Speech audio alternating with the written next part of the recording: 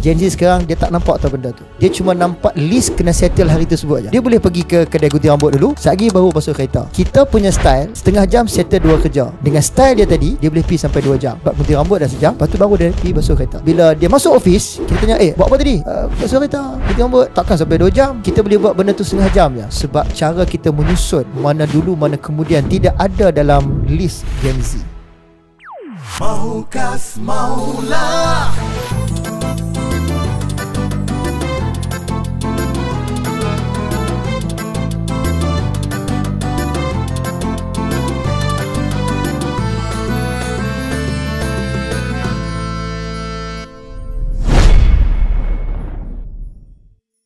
Kalau kita boleh bawa pada isu kejaya ni, sekarang ni dari segi Gen Z melihat kejaya tu seusia mereka umur 13 dengan ada TikTok dah boleh buat kejaya dah. Dah boleh dikatakan itulah kejaya kami sebagai influencer. Kali di zaman kita, zaman Gen Y tu, umur 13 hang tak ada kerja apa, hang fokus study dulu.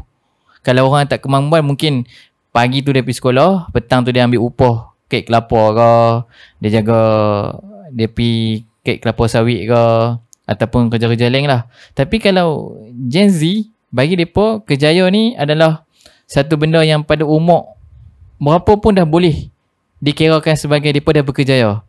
Tapi nak minta tuan ulas, adakah kerjaya yang mereka maksudkan sebagai influencer ni boleh menjamin masa depan mereka tu 20 tahun lagi ataupun 5 tahun lagi kekal relevan sesuai dengan apa yang mereka maksudkan tu?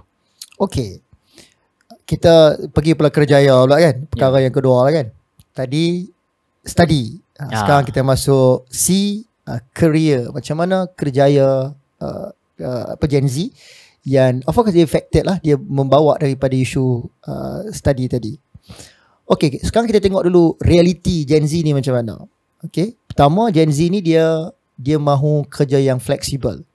Saya yakin Suhaim juga ada pengalaman, ada staff Gen Z kan. Saya pun ada pengalaman dengan Gen Z ni, kerja yang fleksibel dan dia nak kerja yang apa ya, yang spotlight lah kita katakan, yang tak mengikat, yang dia rasa free, dia nak buat apa-apa dia boleh buat. Dia tak mau bos marah-marah dia. Okay. Freelance, dropship, apa lagi, influencer tadi tu, delivery, gig punya ekonomi kan, yang dia nak bebas. Keyword dia adalah freedom lah, yang tak mengawal dia, tak mengongkong dia. Pukul berapa dia nak bayar kerja, pukul berapa dia nak balik. And dia rasa dia rajin hari tu, dia buat lebih kerja. Dia rasa hari tu dia nak buat benda lain, and dia nak buat aktiviti lain, so dia pun tak bekerja pada hari tersebut. So itu nature dia. Tapi Suhaim ya, ini pengalaman saya lah bila kita buat coaching dengan Gen Z. Pada awalnya memang dia happy tau. Dia dapat gaji apa semua kan, dia happy. Tapi selang beberapa tahun, dia mula realise, dia mula sedar bahawa dia tak boleh nak mengharap sangat kepada bentuk kerja yang macam tu. Okay. Dia sama juga dengan study yang kita bincang tadi.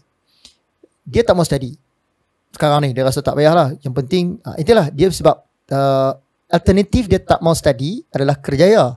Ini yang kita bincangkan tu. Sebab apa dia tak mau further study? Sebab dia shortcut. Dia nampak kerjaya ni lebih cepat membawa duit pada dia, so dia lompat pergi ke sini. Okay, dia ingat itu adalah track yang betul lah pada awalnya. Tapi apa berlaku? Ada yang kembali balik study pada umur 26 tahun, 27 tahun. Oh, ada? Ada. 28 tahun kalau tak salah saya ada satu, kita pada pengalaman itu, dia come back untuk study. Bila kita tanya sebab apa? Apa jawapan dia? Dia nak mula upgrade. Okay. So dia tahu bahawa dengan belajar dia nak tu, gain knowledge. Yes, gain knowledge, upgrade, come back. Dia nak wisdom tadi. Sebab dia tahu dengan wisdom tu boleh upgrade kerjaya dia. Sebab tu kita tak pelik pun kalau umur 20, 21 dia tak mau further study lagi. Sebab dia dapat peluang untuk berkerjaya ni kan. Sebab dia mungkin tak nampak lagi track tu. So bila kita check balik kenapa dia nak upgrade sekarang, kenapa tak dulu, adalah sebab komitmen, dia dah berkahwin dan sebagainya. Mungkin kita akan bincang sekejap lagi tentang berkahwin pula kan. Okay. Menarik. So itu dia adalah snowball effect. Snowball effect. Okay, dia bermula dengan kecil, makin lama dia makin membesar dan akhirnya bila dia dah tak boleh nak kawal lagi pergerakan tu, so dia akan come back balik nasib baiklah dia boleh comeback lagi. Betul. Dan peluang sistem kita dekat Malaysia ni anytime boleh belajar kan, umur berapa pun. Ya, betul. So dia tak macam kerjaya kita, dia ada umur yang terhad, dia dah had dia. Tadi memang tak ada. So dia boleh comeback. Tapi ceritanya kenapa dia nak comeback pada waktu tu, pada usia yang 27, 28. Padahal dia boleh ikut flow yang lebih baik pada sebelumnya kan. Okay, so bila kita bercakap tentang kerjaya, so ramai yang burn out. Ramai yang tak dapat pendapatan yang stabil. Okay, dan akhirnya dia akan hilang dia punya arah dia. Track dia tu dia akan mula bercelaru lah. Yes. Dia punya kompas dia yang mengarah ke end tu, dia dah mula hilang. Dia dah mula, aku nak ke mana sebenarnya ni? Aku nak apa sebenarnya? Sebab pada dia bekerja sendiri ni freedom, tapi dia lupa tau. Gen Z ni lupa sebenarnya kerja sendiri juga sebenarnya tidak ada freedom. Memang kita tak ada bos, tapi kita ada kawalan-kawalan yang lain, faktor-faktor yang lain yang mengawal kita. Contohnya apa? Masa polisi tu. Okay. Polisi kan, bila kerja sendiri kita ada terikat dengan SSM, kita terikat dengan beberapa polisi lah bila bekerja sendiri ni kan. In fact kalau bekerja dengan gig economy yang deliver barang, bawa makanan dan sebagainya ni pun ada benda polisi yang mengawal dia. Kan, polisi dia kan. So kalau you tak bawa on time, gaji kena potong, allowance ke apa istilah dia kan. Kena potong. Commission kena potong. Kalau ada apa-apa isu sikit, ada rate tak cantik ke, ada komplain daripada customer ke, so you akan drop you punya rating dan sebagainya. Okay, so you kata you tak ada boss, you kata you nak kerja freedom, tapi siapa yang kawal benda ni semua? Hakikatnya kita tetap ada bos tau. Betul? Cuma bos tu tak nampak depan mata kita sahaja. Dia tak physically muncul depan mata kita, tak marah-marah kita, tapi punishment sama, bahkan mungkin lebih kejam pada saya lah. Dengan bos kita boleh discuss lagi. Jadi kita boleh talk. Kita boleh sembang lah, bos tolong lah bos kan. Saya goreng bos tu pun geleng-geleng kepala sikit. Geleng-geleng kepala sikit, betul bos lepas. Tapi kalau by system memang dapat komplain, rate boom jatuh, kita nak komplain dekat siapa? Nak geleng kepala tu apa? Nak geleng kepala dekat siapa? So maknanya betul ke freedom? So sekali lagi isu thinking error berlaku dekat sini.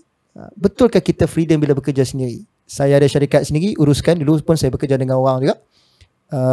Pengalaman bila orang tanya syok kerja sendiri boleh control timing semua, saya boleh katakan dulu Sabtu Ahad kita enjoy cuti kan. Tapi bila kerja sendiri ni, Sabtu Ahad ni kita tak rasa dah cuti. Sabtu Ahad kalau ada job masuk, kita kena pergi jugalah kan. Betul. Kita kena buat jugalah. So bila waktu cutinya ni, kita dah tak ada definisi cuti pada Sabtu Ahad. Weekend tu kita tak ada. Kadang-kadang weekend adalah hari bekerja. Betul. Weekday lah pula mungkin hari bercuti. Itu pun kalau tak ada job. So dia bukannya fix hari itu cuti. Kita akan hanya bercuti bila hari itu tak ada job. Betul. So itu hakikat orang yang bekerja sendiri. So betulkah kita freedom dengan bekerja sendiri?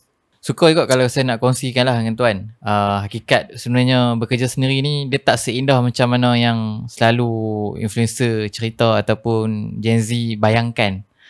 Bila kita bekerja sendiri ni dan kita ada team, sebenarnya benda tu lah yang mengikat kita. Antara mereka, team tu dengan kita dengan team. Soal cuti tu, kalau kita nak fikir, memang dah tak ada lah bila kita bekerja sendiri ni. Cumanya, kalau tuan boleh kupas tentang Gen Z yang dikatakan cepat koyak, manja, bila bekerja ada bos. Yang mana kebanyakan bos mereka tu mungkin Gen Y kita lah, fasa-fasa kita. Jadi bila berkongsi cerita ataupun bertukar-tukar pendapat, pengalaman, memang kebanyakan baik Gen Y ataupun Gen sebelum dia tu yang memiliki pekerja Gen Z, dia akan menghadapi masalah Gen Z ni cepat koyak, manja, kurang lasak, tak apa nak kahak orang kata. Bila bagi task satu benda yang orang kata apa, itu adalah kemampuan dia, tapi pada dia rasa itu tak berbaloi untuk dia, terus dia pun reject. Jadi dari segi majikan, macam mana dia nak counter benda tu? Yang mana kita ni sebagai Gen Y, kita berhadapan dengan anak-anak buah kita, Gen Z, kita nak bercakap supaya benda tu dia jadi natural. Dia tak ada lah conflict of error ke. Kita nak bagi benda tu supaya nampak smooth di lapangan kerja tu. Macam mana tuan? Okay, itulah yang kita sebutkan di awal tadi. It's all about proses. Bila dia tak follow proses yang betul, kan, dan dia terus lompat pergi ke lapangan kerjaya, which dia akan bertemu dengan kita sebagai majikan. So kita kena handle dengan rama-rama yang tak boleh terbang. Itu point dia. Rama-rama yang tak boleh terbang sebab kepompong tadi tu. Okay. Okay. Dia lompat proses tersebut. Dia shortcut.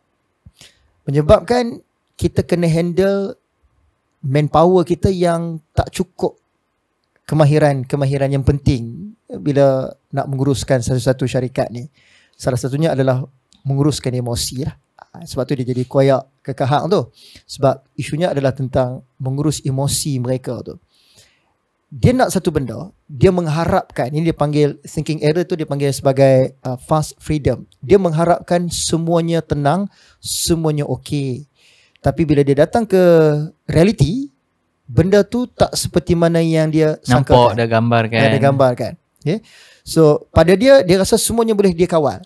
Sebab tu kadang-kadang kalau saya perasan, kadang-kadang dia juga nak kawal kita tau sebagai bos. Ya, betul. Okay? Dia nak control kita. Saya ada pengalaman Gen Z. Kita bagi dia job ambil video, ambil gambar kan. Dia tak tahu kita punya pengalaman reflection. Saya dulu PR, public relation. So kerja buat video juga, ambil gambar, buat video, buat editing. So kita dah ada. Zaman kita dulu, zaman saya lah kan, zaman Gen Y kita tu mana ada apa tu dia panggil yang buat editing yang cepat sekarang ni tu? CapCut. CapCut. Zaman dulu kita pakai yang jenis-jenis Sony Vegas, jenis-jenis tu kan. Adobe Premiere yang memang kena scratch from zero. Kan, lagi tak ada template lah. Dulu mana ada template kan. Lah ni template tinggal sumbat masuk tambah AI pula sekarang ni, arahkan dia je buat macam mana kan. Buat skrip, masuk siap. Settle. Dulu kita scratch from zero. So bila kita dah mula sampai satu stage level, kita dah tak buat lah kerja-kerja tu kan. Kita nak fokus benda yang lain, lebih managerial, lebih besar kan. So kita bagi dekat Gen Z kan. So dia buat video. So apa jadi? Dia buat video very light lah, sangat ringan. Kita tengok kan kerja macam ni apa sangat kan. Tambah kita tahu pula apa apps yang dia pakai. Betul. Very easy. So kita kata tak, saya nak macam ni, saya nak macam ni, saya nak macam ni. Tak bos, kita boleh sebenarnya inilah trend sekarang. Dia highlight trend. Dia highlight trend. Dia corner kat kita trend. So dia cuba nak mengawal kita. Sedangkan requirement kita tu adalah requirement yang kita nak, yang kita pernah ada pengalaman. Kesilapannya ialah dia tak tahu yang kita ini ada pengalaman itu. Okay. Kalau bos yang tak ada pengalaman tu mungkin yang go okey jalan okey. Termakan juga kan. Tapi kita nak ni lagu ni kena ngam dengan mood dia. Kita nak mood macam mana. So kita bukan nak video yang biasa saja. Dan mereka cuba nak kawal kita lah. Kan dengan kefahaman mereka dalam thinking mereka adalah dia nak kawal semua keadaan. Padahal dia kena faham dia terikat juga tau sebenarnya dengan trend. Dengan pasaran yang ada. Walaupun dia bekerja as a influencer, freelance and freedom, contohnya dia tak perlu nak lock masa yang sebenarnya dia terperangkap juga sebenarnya dengan pasaran yang sedang berlaku dekat luar tu. Dia mesti kena follow juga customer dia nak apa. So adakah betul-betul dia freedom? So sebagai majikan, menjawab soalan tadi kepada Suhaim, apa yang kita boleh cadangkanlah kepada Gen Z ni kan, apa yang kita boleh buat? Pertama sekali, kita nak faham bahawa kebebasan tanpa disiplin itu hanyalah satu kekacauan. Satu pembohongan boleh tak? Kalau satu pembohongan. So kejam sangat. Kejam maknanya dia menipu diri dia sendiri lah. Kalau dengar tu dia koyak dia menipu diri dia. Sebab pada dia kebebasan tanpa disiplin, sebenarnya dia bukan nak bebas, dia tak mau diikat dengan certain disiplin. Betul. Itu yang kita kata thinking error. Check balik, betul ke nak freedom atau sebenarnya nak bebas terikat dengan disiplin. And bebas tak bermaksud pukul 8 pagi tak start kerja lagi. Tak bermaksud begitu. So mungkin kita yang bekerja sendiri ni, kita lebih disiplin. Nampak macam freedom lah kan, kita boleh decide pukul berapa kan, tapi still kita terikat dengan disiplin tertentu. So sistem tu ada kepada mereka yang berkerjaya walaupun tidak diikat oleh bos dia. Sistem yang penting. Sistem tu penting. So kalau dia free and easy, memang itu adalah satu kekacauan lah. Kalau Suhaim punya word tadi, satu pembohongan kepada diri sendiri. Jadi kalau kita ni tanpa sistem, maksud dia kalau tak ada sistem, maksud dia kita akan mula dengan orang tu perlu study baru dah boleh create sistem, tidak? Dengan study tu tadi, kalau kita bincang pasal part awal first tadi study tu, pertama tadi study, yalah, kalau kita tak bijak macam mana kita nak buat sistem? Betul. Jadi sistem, kita perlu bijak, wisdom, untuk kita dapatkan kita punya disiplin dan juga kita punya gain of knowledge kita tadi. Exactly. So bila dia dah wisdom, dia dah nampak aku ni macam mana, aku ni boleh pergi ke level yang mana. Ini kita nak kata koyak dengan kahak ni. So dia jadi kahak bila dia tahu sistem yang sesuai untuk dia. Sistem dekat sini sistem kehidupan sistem kehidupan. Dia tahu, dia kenal aku ni memang boleh buat benda ni.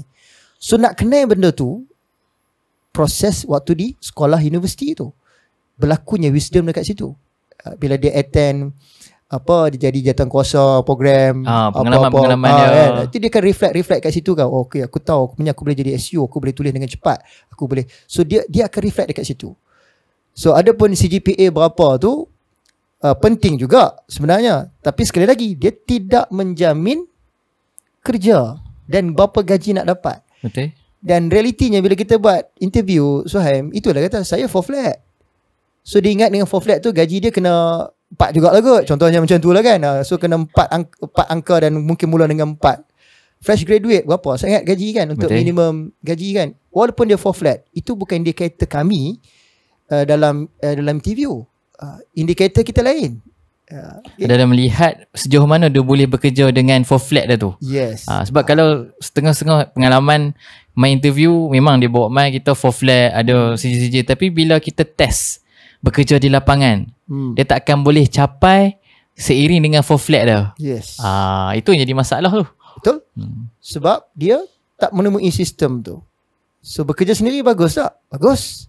Bekerja dengan orang bagus tak? Bagus. So dekat mana kata freedom? Jawapannya tak ada. Kedua-duanya tidak menjamin freedom pun. Freedom yang dikatakan oleh Gen Z lah kan. Saya nak freedom, saya nak bebas, saya nak kawal diri saya sendiri. Tak, kedua-dua keadaan itu ada kawalan-kawalan tertentu. Kan? Kalau tak bekerja dengan orang, kita bekerja sendiri, kita dikawal oleh government punya polisi. Dia nak ni requirement, KWSP, dia nak takaful. Kerja dengan orang, sah-sah dapat dah benda tu. Kerja sendiri belum tentu tak KWSP boleh dicarum untuk dia sendiri. Takaful lagi lah. So dia akan nampak pada waktu dia bekerja sendiri tu banyak benda yang dia rugi sebenarnya. Sebab tu kalau nak cari kebebasan, bukan bekerja sendiri ataupun bekerja dengan orang. Yang penting adalah kawalan, sistem. Macam mana kita nak mendisiplinkan diri kita, kita kenal diri kita tu sesuai di level yang mana. Banyak input berkaitan tentang career ni yang saya dapat daripada Tuan Sulhi kita, yang pastinya perkongsian berkaitan career ni untuk Gen Z boleh diambil, jadikan pedoman dan juga panduan untuk memandu ke mana hala tuju berkaitan tentang career ni. Sebab kalau career kita tak bermula ataupun kita tak faham career, makin lama umur kita makin meningkat. Career tu mungkin ada setengah orang cakap mula bila-bila pun boleh. Tapi umur kita tak boleh nak reset pada awal balik. Jadi dengan career yang betul, mindset yang betul, sistem yang betul, serta disiplin yang betul, pastinya boleh memacu career kita, pengembangan tu lebih baik untuk Gen Z. Setuju. Ya. Kalau tadi kita duk sembang pasal koyak lah, manja Gen Z ni kat tempat kerja ataupun career mereka, melibatkan career mereka, so far takkan tak ada apa-apa yang mungkin kelebihan pada Gen Z ni, especially kepada kita lah sebagai majikan ataupun kita sebagai owner sesuatu syarikat tu. Pada pandangan tuan, apa yang mungkin Gen Y dan Gen Z boleh collaborate for advantage benda tu? Okay. Ya, to be honest, to be frank juga kan, kita tak boleh lah tengok kelemahan yang ada pada Gen Z sahaja kan. Betul, kita tak boleh nafi yang Gen Z juga ada banyak juga kelebihan dia. Antaranya Gen Z ni dia fast learner, especially melibatkan teknologi. Sungguh, sebab memang buka-buka mata tu, dia lahir-lahir tu memang dia dah terlibat terus dah dengan all this gadget, dengan teknologi. Tapi yang paling best ni, saya sebenarnya So saya lebih nak tengok apa nak jadi kepada Gen Beta ni. Oh, anak-anak anak-anak yang lahir 2025 ni. Kira buka mata terus ada AI ni. Betul. So macam mana dia orang nak survive in future kan. Mudah-mudahan Allah panjang umur kita boleh tengok juga macam mana depa ni nak cater keadaan di masa akan datang kan. Okay, Gen Z ni dia teknologi. Dia sangat tiada. Dia cepat belajar lah. Sebab itu memang dia punya niche dia, kepakaran dia. Kalau banding dengan Gen Z, Gen Z pula, Gen X, Gen X dengan boomers lagilah. So gap dah sangat jauh. Jauh. Dan sekali lagi, kita Gen Y, kita ni duduk di tengah-tengah.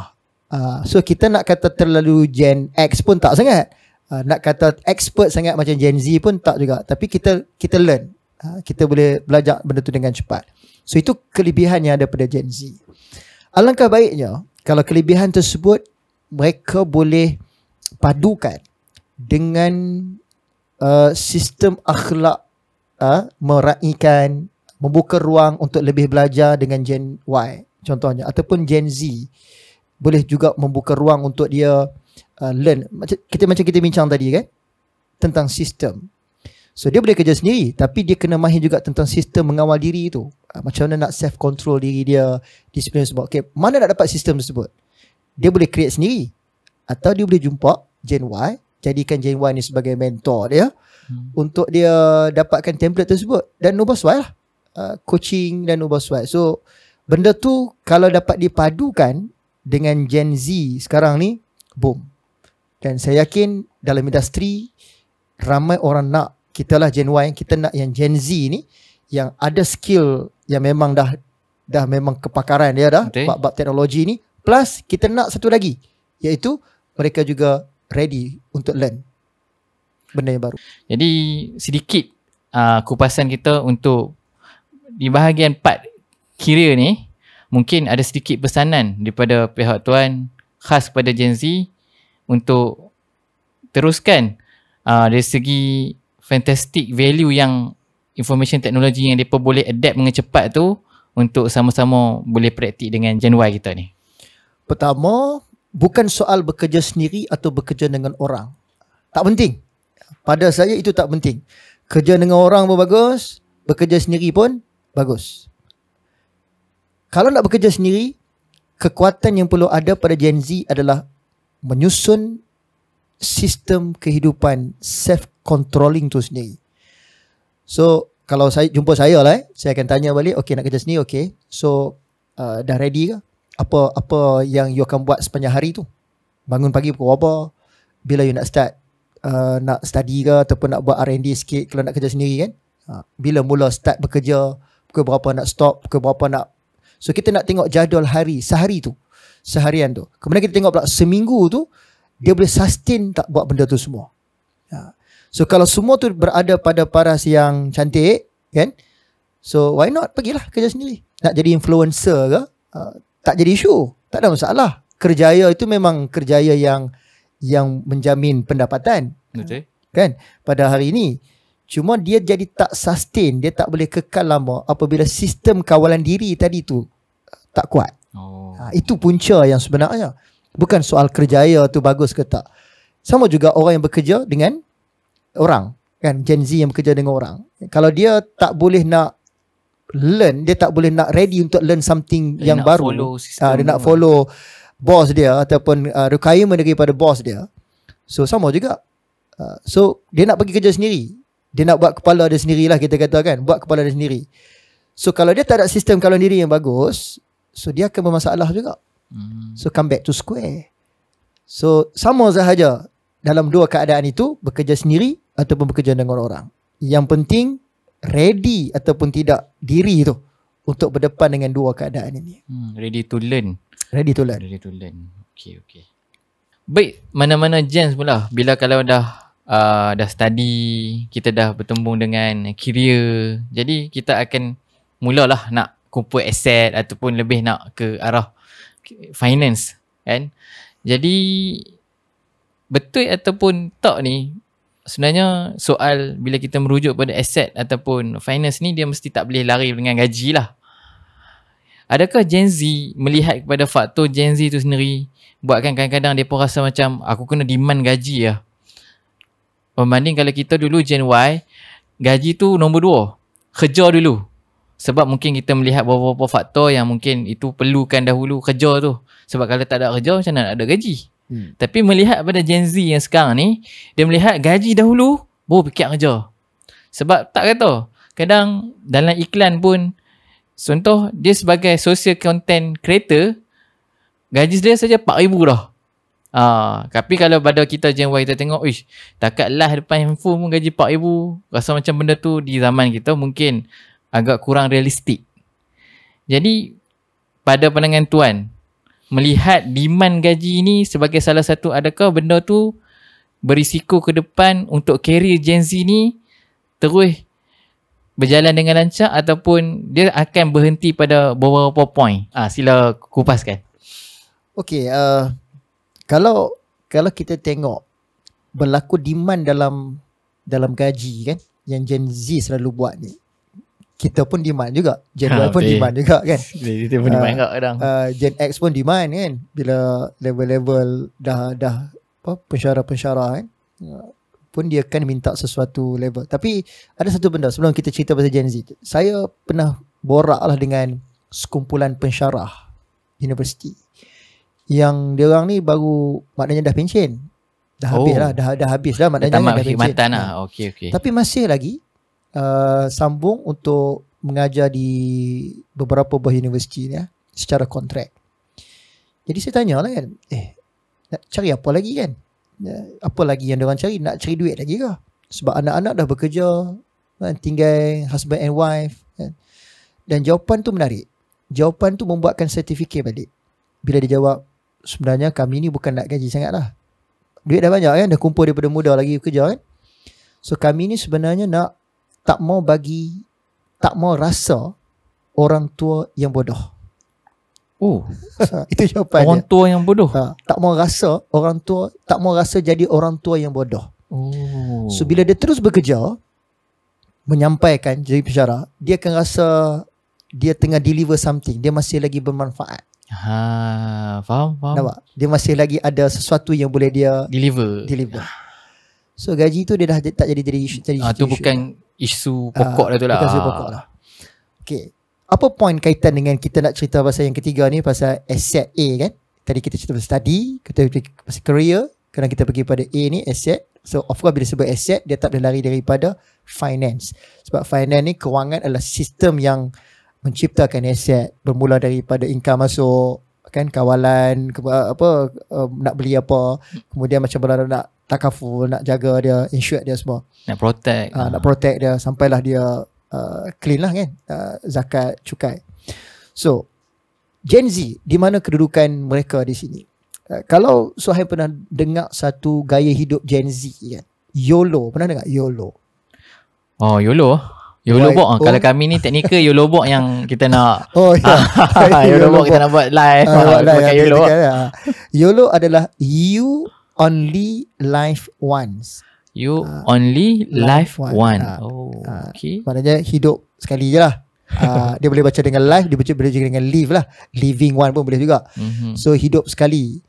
So sekali je nak rasa benda ni. Macam tu lah ayat dia kan, macam kita kan. Tapi Gen Z ni kan dia suka combine kan benda tu. Jadilah YOLO. Term tu yang digunakan tu. Macam OOTD. OOTD tu nak baca macam mana? OOT ke apa. So dia combine kan benda tu. So maknanya hidup ni sekali je. So kerana ada corak berfikir yang macam ni, ataupun lifestyle, gaya hidup Gen Z yang macam ni, so travel lah dulu. Kita suka lalang kan. Lepas ni mungkin tak main dari sini. Kemudian apa lagi? Gadget kan. Lepas ni mungkin tak dapat dah, ni lah peluang kan. Ataupun makanan, sebab viral. Ini tak berlaku sangat pada kita dulu Gen Y, sebab media sosial tak begitu berkembang macam sekarang kan. So tempat-tempat yang kena viral makanan-makanan ni tak berlaku sangat. Betul, zaman kita. So, dia mulut ke mulut lah dulu. Mulut ke mulut. Bila mulut ke mulut ni sampai lah, tak sampai lah. Dia bagi tempat link, sembang tempat link, jadi masalah tu. Yes. Tapi kalau sekarang ni, dia sangat cepat. So walaupun kita tak pernah rasa makanan tu sebelum ni kan, tapi sebabkan dia viral, So kena try lah. Try, dan of course bukan try saja. Dia akan keluarkan handphone dia untuk tunjukkan dia adalah orang yang pernah sampai ke tempat tersebut. Ambil gambar lu. Ambil gambar lu. Okay, of course kena viral lah benda tu. Okay, so trend tu berlaku. So benda-benda ni semua bukan datang dengan percuma. Benda ni memerlukan duit. Kan? So inilah antara sebab kenapa dia menjadi demand. Dia menjadi demand yang tinggi. Dia nak gaji sekian-sekian. Sebab tu cover dia punya lifestyle YOLO ni. Okay. So dia nak pergi travel. Dan satu lagi pengalaman saya bila bertemu dengan Gen Z ni, bila saya ni banyak connect dengan Gen Z ni. Eksperimen saya banyak dengan Gen Z ni sebenarnya. Kita duduk pengalaman, nak tengok macam mana dia punya corak berfikir. Corak berfikir ni tak boleh bersembang kosong. 5 minit bertemu, 2 minit bertemu dan kita terus jumpa. Tak. Kita kena duduk dengan dia, cakap, tengok macam mana dia punya decision making yang dia buat. Ada problem, tengok macam mana dia solve. Waktu tu kita akan nampak. Dan pattern dia sama saja. Dia akan ulang sama saja. Gen Z sama saja dia punya pattern dia. So antara benda yang dia buat apa dia? Dia akan fikir pada waktu tu je. Dia takkan fikir lepas tu dan apa lagi yang akan jadi lepas pada tu. Lepas pada tu. Yes. Itu. Pada waktu tu. Dan topik yang sesuai untuk Gen Z ni bila bercakap tentang kewangan ni, saya nampak adalah tentang productivity. Self productivity. Dia tak produktif. Contoh mudah Suhaim. Ada 2 benda yang kita nak kena buat pada waktu tu. Basuh kereta dengan pergi gunting rambut. Okey. Kalau Suhaim nak pilih yang mana dulu? Melihat keadaan semasa lah. Yang mana lebih keperluan kita. Okay. So 2 benda ni kena settle lah hari tu, hari cuti. Benda ni nak gunting rambut dengan nak basuh kereta. Okay.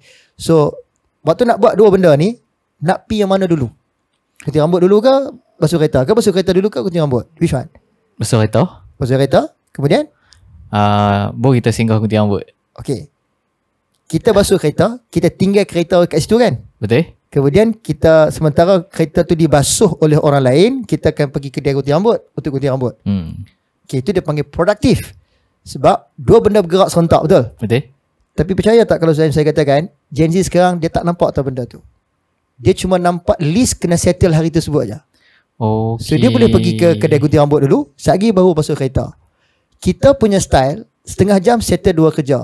Dengan style dia tadi, dia boleh pergi sampai 2 jam. Sebab gunting rambut dah sejam. Ataupun mungkin yang salonnya mahal sikit lah kan, dia ambil masa sikit 40 minit ke. Lepas tu baru dia pergi basuh kereta. Bila dia masuk office, kita tanya, buat apa tadi? Basuh kereta, gunting rambut. Takkan sampai 2 jam. Kita boleh buat benda tu setengah jam je. Sebab cara kita menyusun mana dulu mana kemudian tu tidak ada dalam list Gen Z. Okay. Itu yang saya dapat temui. Ini contoh mudah tau, banyak lagi. Bagi lagi tuan, contoh yang saya membuka minda lah. Okay. Sebab sonok kalau saya nak dengar pada pengalaman, cerita-cerita tuan berinteraksi dengan Gen Z ni. Okay, dalam masa setengah jam, kalau dekat rumah kita boleh buat apa? Dalam setengah jam, kita boleh buat apa? Rutin harian kita. Kalau tanya saya boleh masak. Boleh masak. Boleh basuh baju. Basuh baju. Boleh basuh toilet. Basuh toilet. Dengan makan sekali lah. Okay, dengan makan sekali. Okay, kita ambil 4 benda tu kan. Okay, cuba susun balik. First tadi apa dia? Boleh masak. Okay, pada waktu masak tu, next kedua? Kita boleh pergi mandi. Okay, waktu masak boleh pergi mandi tak? Kan mandi dulu baru masak? Saya masak dulu. Masak dulu. Kemudian kita tinggalkan masak. Masak tu tengah running. So kena ada alat lah. Betul. Kena ada apa-apa mungkin periuk yang boleh running sementara kita nak pergi mandi tu. Okay, waktu mandi kita boleh buat apa? Boleh basuh toilet. Sambil basuh toilet. Hobi. Okay, tengah duduk mandi tu basuh toilet tu yang pergi sampai berapa jam tu toilet basuh sekali. Okay, satu lagi apa tadi? Makan. Okay, dalam toilet boleh makan tak? Tak boleh. So nampak tak? Dia punya kaitan dia tu bila makan dengan mandi dia dah terputus. So kebijaksanaan Gen Y dia menyusun apa yang dia boleh buat serentak dalam satu masa. So waktu makan tu dia boleh buat apa? Tengah makan tu apa lagi yang dia boleh run? Mungkin dia dengar lagu, tengok Netflix ke. Benda-benda macam tu kan yang boleh jalan serentak. Benda ni simple tau. Kita nampak simple je. Benda ni setiap hari kita buat. Ya, simple. Tapi inilah yang akan menarik masa kita ataupun membuatkan kita ni ada masa yang banyak pada hari tersebut. Kemahiran menyusun mana dulu mana kemudian. Saya tidak nampak ada pada Gen Z hari ini. Pandai kena hentam teruk ni. Jangan Gen Z dia bila kata macam tu lah. Tapi itulah hakikatnya. So end up apa dia kata? Letih hari ni, macam-macam nak kena buat. Bila kita check apa benda yang dia buat, dia tak buat banyak benda pun. Yang mana benda tu kita boleh buat setengah jam lah. Tapi untuk dia pergi sampai 2 jam. Dia tak menyusun mana dulu mana kemudian. Okay. Faham? Dan menarik lagi Suhaim, bila saya buat eksperimen ni, bila kita bagi dia susunan, okay ni ada 3-4 benda nak kena buat. So susun dulu, mana dulu nak buat. Nak menyusun tu saja, dah pi berapa jam lah. Okay. Tak buat lagi ni. Baru dah fikir nak mandi dulu ke, nak ni, dia nak susun mana dulu, mana ni. Itu pun dah ambil masa dah. So ini dia panggil isu productivity. Dia ada boleh dikaitkan tak dengan sebab gadget dekat tangan tu terlalu lama? Sampaikan dia nak menyusun sesuatu benda ataupun perkara yang depan dia tu ambil masa yang lama. Salah satu boleh kata ya juga. Tapi yang saya nampak lebih jauh ialah kerana kemahiran tu tak pernah ada pada mereka sebab mereka hidup dengan semuanya cepat dan laju. Semuanya mudah. Sampai tahap nak menyusun apa pun tak boleh. Saya bagi contoh lagi. Ni untuk pelajar universiti kan. Ini real case lah berlaku kan. Siapa orangnya kita rahsiakan lah karakter tersebut. Kita rahsiakan. Sebab ni Gen Z juga ni. Dia boleh plan dalam masa sebulan dia nak kena balik ke rumah dia cuti Sam. Contohnya kan. Dia boleh plan dah nak balik dengan flight ke, nak balik dengan apa? Nak balik dengan bas ke, kan, nak balik dengan train ke. Sebab train dengan flight ni kalau lambat beli flight mahal. Train kalau lambat beli penuh. Betul. Yang ada adalah bas lah option. Itu pun kalau dia beli dekat-dekat mungkin berisiko kalau musim perayaan. Okey. Sebagai student Gen Z, student kan, dia boleh plan tau. Aku lagi sebulan nak kena balik. Aku boleh beli je tiket sekarang. Tapi percaya tak Suhaim? Kebanyakannya tak buat macam tu. Dia tak akan beli sebab lagi. Sebab pada waktu tu bukan nak balik lagi. Itu dia punya dalam kepala dia. Planning. Waktu tu bukan nak balik lagi. Waktu tu apa dia? Waktu tu tengah ada final. Contohnya ataupun tengah minggu study ataupun ada program-program lain. Bila nak balik, tunggulah 2-3 hari nak balik. Memang betul-betul nak balik, waktu tu baru fikir. Tiket flight berapa? Kalau KL Penang pun lah boleh jadi ratus. Boleh jadi ratus. Kalau beli awal mungkin murah sikit kan. So kenapa tak beli awal? Kenapa nak kena tunggu masa yang sesuai baru? Pada dia masa yang sesuai, pada kita sesuai adalah sebulan sebelum. Betul. Pada dia adalah 2-3 hari. Itulah hari nak balik. Bukannya sebulan sebelum. So nampak tak pertembungan antara ini. Ini yang mak ayah Gen Y kadang-kadang duk tinggi suara ni dekat anak-anak yang Gen Z ni. Sebab ni lah, siapa tak cakap dekat mak awal-awal. Sebab siapa nak cakap awal-awal, benda tak berlaku lagi kan. So bila comeback kepada kewangan tadi, benda yang sama. Pada mereka adalah mereka nak benda tu pada waktu tu lah. Sedangkan bila bercakap tentang aset, benda ni perlu di-plan, perlu dirancang. Kan kewangan ni dia kena planning yang bukannya bersifat sehari dua kan. Dia kena plan. Dia nak ada rumah, dia nak ada apa ke depan. Dan kita juga melihat kurangnya tabiat untuk simpanan jangka panjang tadi. So dia nak simpan ni untuk jangka panjang, EPF dia, tabung haji dia. So dia nak buat investment apa-apa. Sebab YOLO tadilah. YOLO tu yang menarik kewangan dia tu cepat habis dekat situ. Sebab pada waktu tu dia nak beli kan. Beli ya YOLO kan. Bila lagi time ni ya? Bila lagi ni baju cantik ni bila lagi? Alam dah sampai. Kalau dalam thinking area dia panggil, dalam cognitive bias dia panggil thinking fallacy. Dia sampai takkan tak beli. Kan? Jauhin kalau nak main pula ni. Dia main lah. Dah ada depan mata. Depan mata. Saya kalau bila pula nak main pula lagi. Bawa pula kawan-kawan pula. Satu geng kepala macam tu juga. Yang duk racun lah. Rugi yang tak beli. Kan? Hang beli lah ni memang paling sempoi lah. Kan? So dia pun beli. Ulang lagi. Repeat lagi. Dengan mindset yang sama macam tu kan. So akhirnya kewangan dia tu tak cukup kuat untuk dia nak bawa kepada aset dia masa akan datang. Dan mungkin last sekali yang saya boleh katakan, yang banyak juga Gen Z boleh survive hari ni bukan sebab dirinya sahaja, tapi kerana bantuan daripada ibu bapa. Ramai yang bergantung dengan ibu bapa sebenarnya. Cuba check betul-betul. Siapa yang bagi kereta dekat universiti?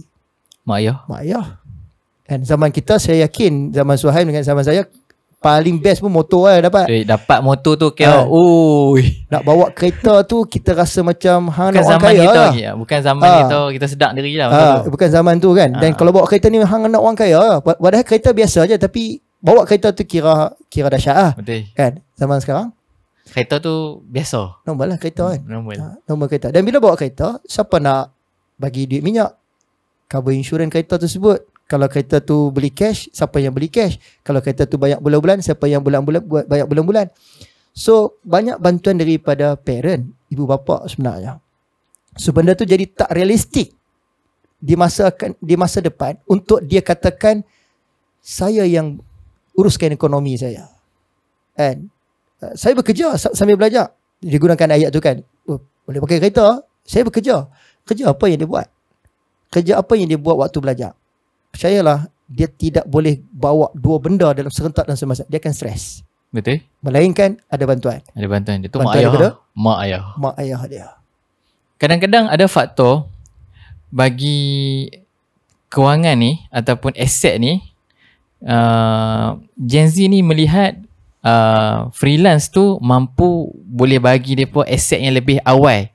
Kalau boleh kadang-kadang kalau kita tengok sebilangan influencer ni, mereka banyak highlight untuk freelance. Jadi kalau kita freelance, kita ada kekangan, kita tak ada kekangan dari segi kita nak bawa masuk amount duit, sum of duit tu, sebab kita tak perlu nak terikat dengan orang, atau sebab kita di faktor muda kita boleh bergerak bebas. Tapi adakah faktor bergerak bebas ataupun dengan bekerja sebagai freelance tu untuk masa depan masih lagi menjadi pilihan mereka yang terbaik, ataupun dia akan balik pada cerita yang pasal study tadi tu, mai umur certain baru dia akan sambung study, ataupun kita cerita dari segi aset, dia boleh sampai satu faktor umur dia mula pula nak kerja dengan orang. Jadi macam mana Gen Z masa tu dia nak ubah ataupun dia nak reset balik dia punya pemikiran tentang aset ataupun finance ni? Kalau saya bagi dia option kan. Kita mungkin boleh bagi advice sekarang. Tak payahlah go for bekerja dulu kan. Follow the system kan, follow the process sampai masa dia akan gain dengan, dia akan berkembang, dia akan grow dengan sendiri kan. Tapi Gen Z dia nak try kan? Dia nak try. So kalau dia nak try, kita bagi dia feel dulu, rasa tengok macam mana kan. Mungkin bagi dia rasa dulu bekerja untuk dapatkan survive tu. Contoh macam waktu dia tengah cuti SEM yang panjang, bagi dia kerja, dapat kan. Sekarang ni kerja senang kan, dia ada sistem apps apa yang boleh anytime boleh bekerja kan. So 2-3 bulan dia dapat gaji dia, dan tengok kat mana dia spend gaji tersebut. Cuba tengok dekat mana dia spend gaji tersebut. Dan sebagai parent boleh monitor kan? Saya yakin dia akan pergi cari apa? Dia akan cari gadget lah.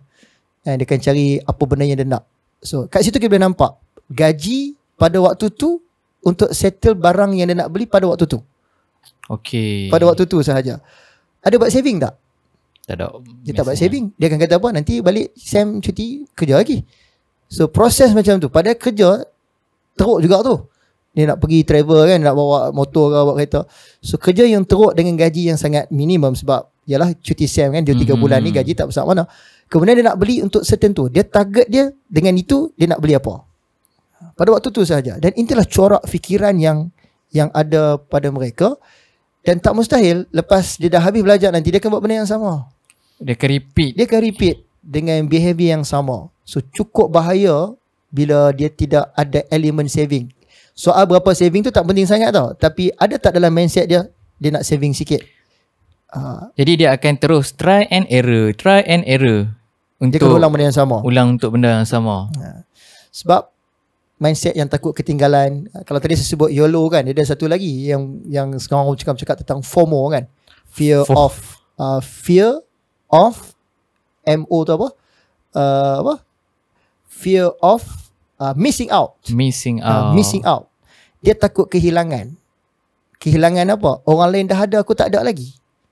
Takut ketinggalan. Itulah panggil FOMO. Fear of missing out. Dia takut benda tu dia tak dapat. Benda tu orang dah ada, aku tak ada lagi.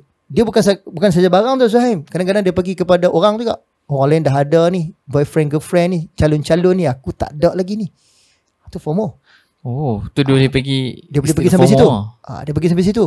Sebenarnya tu dah berlaku dekat sekolah. Yang mana yang ada couple-couple ni, sebab FOMO lah. Dia dah ada. Dia pun dah ada. Aku tak ada. Bila aku tak ada, menanya aku ni teruk lah. Kan? Aku ni rare lah. Dia tak kata rare tau. Kalau dia kata rare, maknanya dia ada value tau. Dia ada value lagi. Okay. Aku ni rare ni. Ini dia rasa macam teruknya aku ni. Orang lain semua dah ada. Dia worse. Dia jadi worse. Dia teruknya aku ni. Semua orang dah ada. Kan? Teruk sangat ke aku ni sampai orang tak suka, tak mau kat aku ni. So dia akan try dapatkan juga. Tak kisahlah siapa-siapa pun, janji ada. Janji ada kan. Itu yang bahaya. Kan?